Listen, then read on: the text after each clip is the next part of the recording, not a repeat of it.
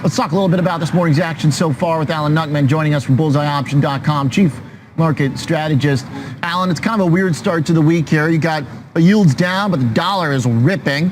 You've got stocks, they don't know what to do. And after our big breakout last week in the S&P 500, Bitcoin is struggling. So what do you make of it? Well, I'm looking big picture. Boom goes the dynamite. You talked about it. Last week was huge. The S&P back above the halfway point of the drop from the top and took out those June highs. The broad market barometer S&P was actually the last of the indexes to do that. It was led the way by the NASDAQ taking out those summer highs. So this is big. We need to build on it. Let's see how those previous highs hold as support on a weekly basis. But let's look at big picture. The S&P is 10% off the all-time forever top. So, you know, it's made a nice comeback. It's 17% off the lows. And in the big picture, if you look at it, in the last 52 weeks, we're down about 5%. Okay, so as we get through that clearance from June, you think that is finally the, critical mass, the breakaway velocity? Have we gotten there, Alan? Are we heading back to the new highs? Not to think. And what I'm going to say is every single time the market has bounced back after a sell-off and achieved a 50, got back half of its losses, guess what? It's made new all-time highs. So, if you look at it from that standpoint, that's very likely probability to happen. Let's see where we go from here. But I'm certainly not going to say the market couldn't do that in the near future. They say never. What's the converse of that if something always works? Did they never say always too? Or how does that work? All right, let's get to the market. Records are meant to be broken, right? We talk too much. And you know what? People talk too much about things that don't, it's all about making money in the markets. People talk about, well, is it a recession or not a recession? Are earnings slowing? They talk about all these other variables, but really it's all about one thing. It's about price, and that's what we want to take advantage of. And in the last couple of weeks, we've talked, and we've looked at Alcoa, we looked at Cleveland Cliffs, we looked at Rivian, we looked at SunPower. If you think about it, you probably didn't think those were great values, great plays at the time, but, that's how the markets move, and that's what we're here to do is to profit from the move. We don't make money from the why, we make money from how the markets move.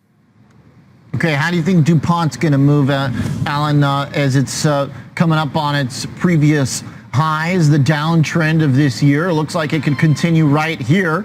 It seems like being bullish is kind of looking for a change of trend at this point. Well, it is 25% off its highs from January. It's 45% off the 2018 top. So we've been trading sideways between 50 and 70 now for about 6 months. And we moved above that 60 midpoint. So that's pretty impressive start there. Now, a breakout of this range targets a move up to 90. And, that's modest because this stock has been to 110. So again, for me, it's as important as the strategy as the stock. I'm looking at a January option, a January 55 call, which is below that midpoint support. 55 call is $8 in the money, trade for about 10 right now. It's got a delta of 75%. So it's going to give a great payoff as this stock moves higher. It's like being long from 55, and that low is around 50. And if we can get just back to the top of the range at 70, this option will gain 50%. Okay. All right. So you're looking for just a drift higher. You don't need a huge breakaway move, but looking for Dow DuPont to catch up with the rest of them. How'd you find Dow DuPont, Alan? This is kind of an overlooked industrial name. I think we're going to get a big, a comeback in the materials and the agriculture trade or something? Well, again, I'm a commodities guy, and so I think that this has been beaten down. Obviously, there's the chemical aspect of this. There's the aspect of crude oil. There are lower costs to make the production, but that's just thinking. I'm all about the charts, and I love what I see in the charts. And I've also seen some smart money indicators. What I look at with some smart money buying into this particular play using leveraged options. And that's usually someone that has a pretty good idea, or let's just say a very strong opinion on where they think they're going to go, where this stock's going to go. So I'm also piggybacking on this. And like I said, I have limited risk, plenty of time. And, like you said, this is a stock that's not a high flyer, but a modest move. That's the key in the strategy. A modest move in the underlying stock produces big gains in the options, and that's what we've been seeing. Okay, all right.